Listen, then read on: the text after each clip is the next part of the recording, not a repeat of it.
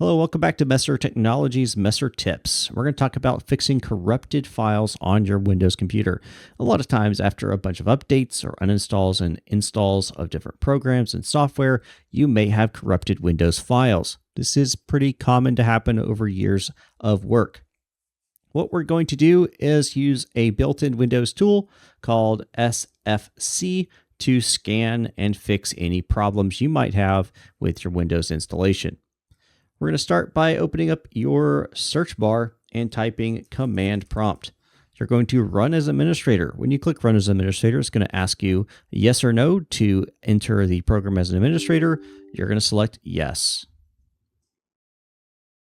Once you've got Windows command prompt open in administrator mode, you're going to type Sierra Foxtrot Charlie SFC space / scan now. You're going to hit enter, and what's going to happen is it's going to do a full system scan on your Windows device. This will scan your Windows for any type of corrupted files. After the scan is complete, it will automatically try to fix those files, and if it is successful, it will repair those files.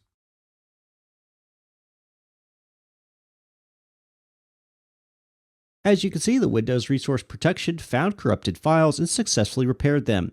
For online repairs, details are included in the CBS log file located at windir/log/cbs/cbs.log, for example, so forth. For offline repairs, details are included in the log file provided by the /offlog file flag. That's just letting you know that you can go and find out exactly what was corrupted and what was fixed. That's how you do it. That's how you fix That's how you do it. That's how you fix corrupted Windows files by default in Windows 11. You can also do this in Windows 10.